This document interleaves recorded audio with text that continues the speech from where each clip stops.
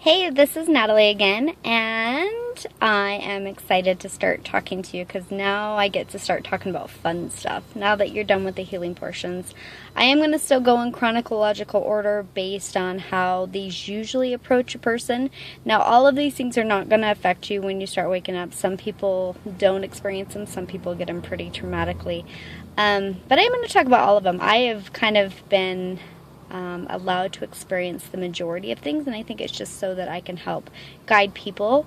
I'm one of those people where someone can come up to me and tell me the most oddest thing happening to them, and I'm like, oh, yeah, and then I can kind of explain to them what's going on with them, and they're like, oh, I'm not crazy? I'm not alone? This happens to you? Yeah, it pretty much does. So, this is our journey down Alice's rabbit hole. And it gets pretty exciting, it gets kind of crazy, and I won't always be sharing these ones on Facebook because y'all aren't ready for some of this stuff, I'm going to tell ya. But for those that enjoy the videos and want to subscribe, you are welcome to, and it's okay if you don't get them. I always tell people, when you're ready for information, it'll be there. If you're not, that's okay. Most of my friends will stuff it up on the shelf. I had one friend, she's hilarious. She hung out with me because she loved me for years, and she's like, nah, you're kind of batshit crazy. And then she's like, one day, oh my gosh, I was like, Natalie has been right all along. And I just laughed because she's like, it's all true. And I'm like, yeah. So, yeah, it's kind of funny to watch when people awaken, because it's like when the light switch goes on, it's like, whoa, it's their person, it's just awesome. It's just awesome to watch them. But until that light switch goes on, I don't care how much I hit you over the head with this information, you just ain't gonna get it. You can't. You're asleep. So, and that's not a bad thing. Actually, to be honest with you, some of the greatest healers and are people that are going to be awakening up right now. Last is best, right? Save the last for best. So I'm excited to share this with you for those that are ready, but if you're not, that's okay. You can just laugh at me and giggle, and I don't care anymore. I don't have anybody to impress. So we are going to start with some of the more exciting things, it's kind of scary, actually. But there's some people that contact me because they're being attacked by dark spirits or sleep paralysis. So sleep paralysis is when you wake up and you can't move, but there's like a dark feeling in your room. Sometimes people will feel sit on him. Mine always would come in the form of a little boy. So the first time I had sleep paralysis, I was sleeping in my bed. It was with my first marriage, and I'm sleeping in my bed, and all of a sudden one of the little boys that was my ex's little son was standing by my bed, and he goes, and I'm like, what the freak? Because I woke up and it was probably 11 o'clock at night, and actually no, it was earlier because my ex ended up coming in, so it was probably around 9 o'clock at night.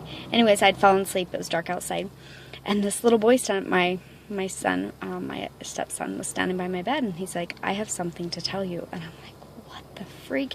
And then all of a sudden my entire room filled with this really dark, heavy energy, and I was paralyzed. I couldn't move, and someone else sat outside my bed, and they were trying to comfort me during this period of time. Because I was being suffocated, I couldn't breathe. Someone was pushing on my chest, and they were telling me stuff, and I couldn't.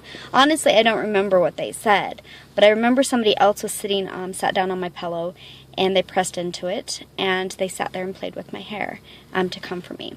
Well, when my ex got home from priesthood meeting, that's what they would call it, and we'll go into that later. He said he had a really strong feeling to come straight to my room. So by the time he made it to my room, the feeling had left, the spirits had left, and I couldn't remember anything they said. So that was my first experience with sleep paralysis, and this happened to me over and over and over again while I was in that house. It was a constant thing. I later found out that the one sitting by me on the bed trying to comfort me was a previous wife that had passed away in that house, and she was trying to help me during this period of time. Anyways, so I was attacked, and one time, they came into my room and they tried lifting me off my bed.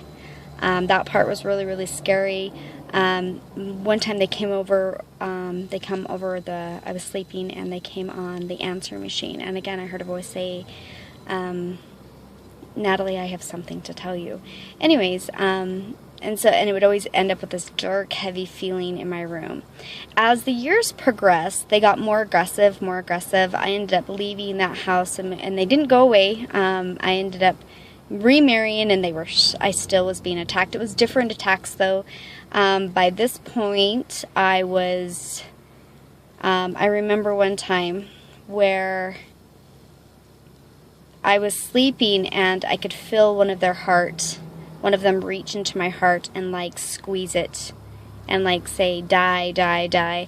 Another one where my daughter came in, and I don't remember, I had been writing my book, and so I had been writing for an entire week and not sleeping, and we're going to talk about what you need to do to protect yourself, but sleep is important. If you don't, you break down your energy field. But when I woke up, she was screaming because I was standing over her, and I was like, one had taken over my body, and was growling at her when she tried to wake up, and I remember it not being me in my body.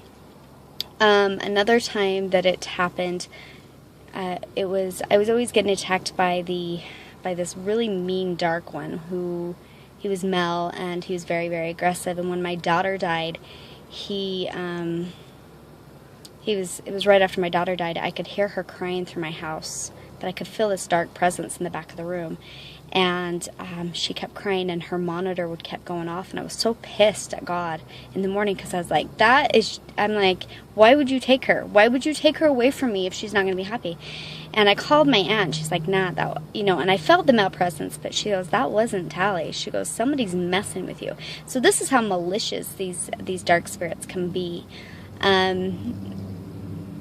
So we're going to kind of go into that, but what I learned with the first one, the one that was really, really aggressive, the male, someone told me a story about how we contract before we even come here to basically, we call this darkness into our life to remind us who we are. And it reminded me, or he came to remind me, that I am light, that I am a light warrior. And when I recognized this and I thanked him, he moved on. He left me alone. And when he left me alone, someone else took his place. And it